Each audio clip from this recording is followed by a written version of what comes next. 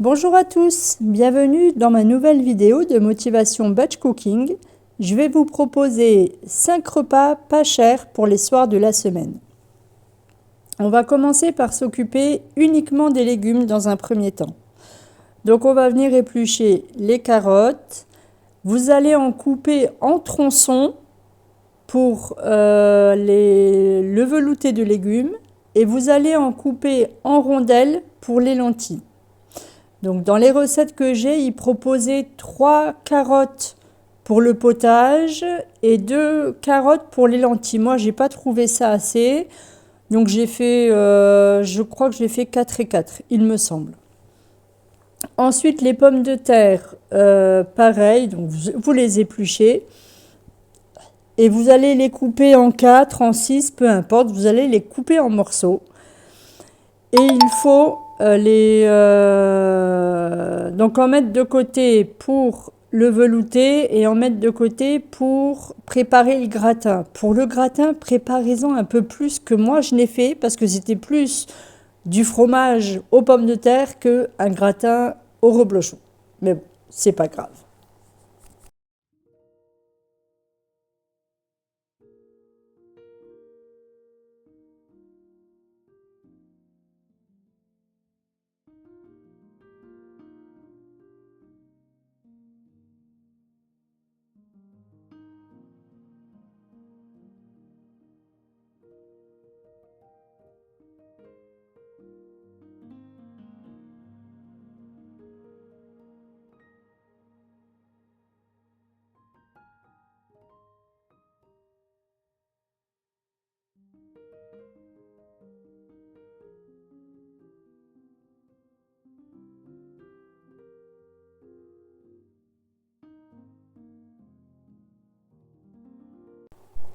Et ensuite, il vous faudra également 1 kg de lentilles. Donc là, vous voyez, il y en a 2, c'est pour une salade de lentilles pour une entrée. De lentilles, n'importe quoi, d'endives. Donc j'ai gardé les proportions que j'avais sur mes recettes. Et donc les autres, j'ai enlevé le trognon et ce qui était un petit peu abîmé. Je les ai coupés en 2. Et pour l'instant, elles sont donc en attente avant de faire la recette. Ce sera endives braisées et riz au safran et parmesan. Mais ça, on la verra plus tard dans la vidéo.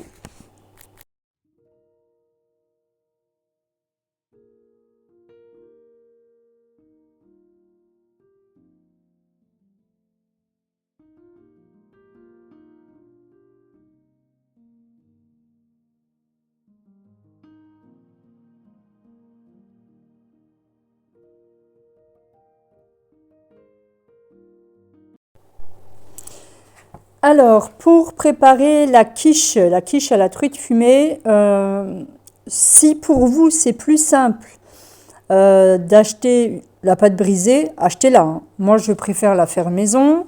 Donc, je la fais au mixeur, ça va plus vite. Voilà, il faut que ça fasse une boule, comme vous voyez là sur la vidéo. Vous la mettez ensuite dans du cellophane au frigo avant de l'étaler. Tout simplement. C'est vraiment pas compliqué. Vous mettez tous les ingrédients que j'ai indiqués au début et après, il suffit juste de mélanger. Vous pouvez même le faire à la main.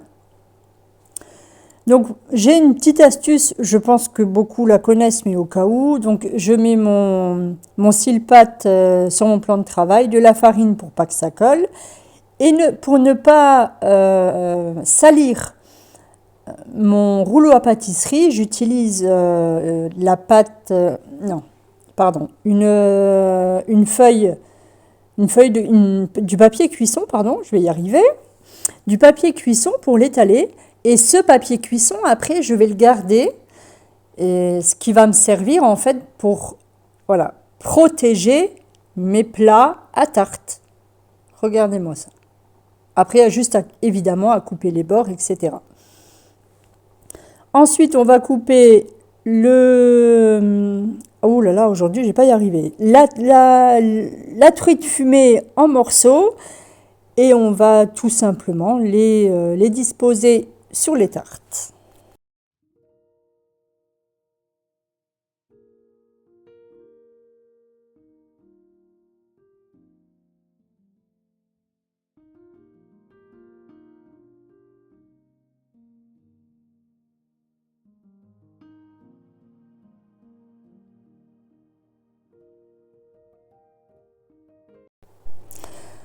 Donc évidemment, comme je fais 2 tartes, je prépare 2 appareils à quiche. Vous, si vous en avez qu'une, vous utiliserez qu'un saladier. On est d'accord. Donc il vous faudra 4 œufs. Dans la recette, ils disent d'ajouter 2 cuillères à soupe d'eau. Donc je l'ai fait. Personnellement, je ne sais pas ce que ça apporte en plus. Si quelqu'un le sait, pourquoi pas nous le dire en commentaire. Ma crème épaisse faite maison, elle n'était pas tout à fait finie, mais bon, elle était très bonne quand même. Du fromage râpé selon votre goût, une pincée de poivre, beaucoup d'anettes, j'aime beaucoup l'aneth, ça c'est en fonction des goûts. Et forcément, vous allez verser l'appareil à quiche sur votre quiche. Vous allez l'enfourner pour 25 à 30 minutes dans un four préchauffé à 180 degrés.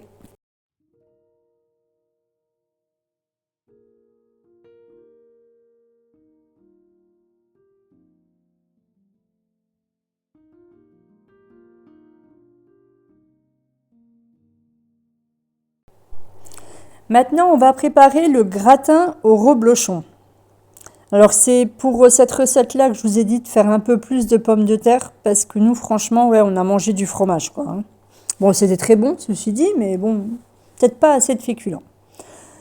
Donc, des pommes de terre que vous faites cuire à la vapeur pendant 15, 20, 30 minutes. Ça dépend l'épaisseur que vous avez fait pour les morceaux de pommes de terre. Ensuite, vous les mettez tout simplement dans un plat à gratin. Vous versez 25 centilitres de crème épaisse, donc toujours la mienne, qui n'était pas tout à fait finie, mais elle était bonne quand même. Vous ajoutez du poivre, vous allez bien mélanger, et ensuite vous allez ajouter votre reblochon. Alors, ne faites pas comme moi je n'avais pas... Enfin, j'avais un fromage dans mon frigo, et je pensais que c'était du reblochon, donc j'ai été en course, j'en ai pas racheté. Et quand j'ai préparé le batch cooking, j'ai vu que c'était un fromage à tartiflette. Bon, écoutez, ça a fait le job. Hein, c'était très bon quand même. C'est peut-être meilleur avec du reblochon, mais bon, c'était... Voilà. Même si vous avez du fromage à tartiflette, ne le gaspillez pas et faites-le quand même.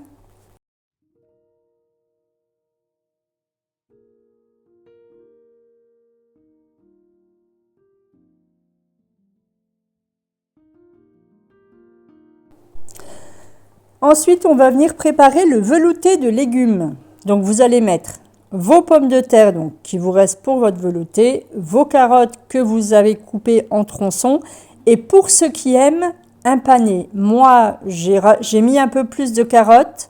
Je ne mets pas le pané parce qu'on n'aime pas du tout ça. Et ensuite, vous allez verser soit votre crème liquide, comme ce que j'ai fait, soit vous prenez du lait de coco si vous aimez. Nous, on n'aime pas le lait de coco, donc je mets que de la crème liquide et évidemment de l'eau. Voilà, vous ajoutez une bonne quantité de curry selon les goûts et vous allez laisser cuire à petit bouillon pendant une vingtaine de minutes.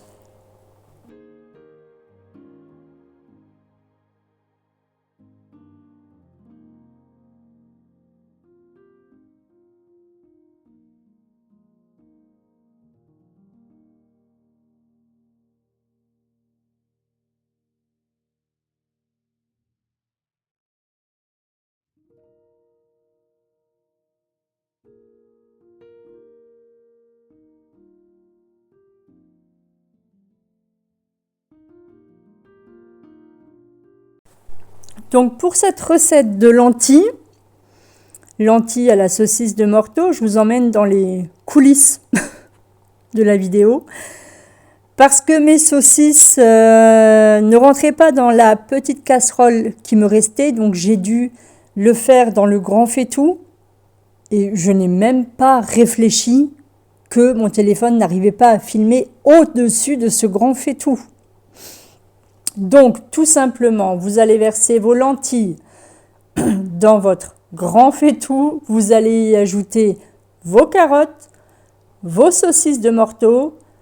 Vous remplissez d'eau, enfin, il faut que l'eau recouvre donc les lentilles. Vous allez laisser mijoter 25 à 30 minutes. Tout dépend vos lentilles. Regardez bien ce qui est marqué dessus. À petit bouillon.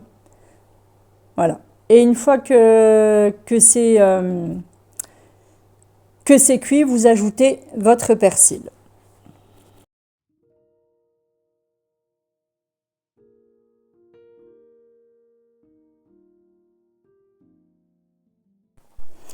Ensuite, donc pour la salade d'endives, on va ajouter, alors normalement c'était une betterave rouge. Il me restait ce petit sachet de betterave dans mon frigo, donc inutile de gaspiller. Je les ai toutes utilisées pour la salade. Tout simplement, forcément à garder au frais avant dégustation. Dans le même temps, on va préparer, alors là c'est pour une glace. Alors j'ai jamais testé, c'est la première fois et on va la manger, enfin je vais la préparer ce soir. Donc vous allez couper 4 bananes en morceaux que vous allez mettre au congélateur. Il faudra y ajouter 2 yaourts que vous allez mixer ensemble et ça doit vous donner une glace. Donc on verra bien ce soir ce que ça donne.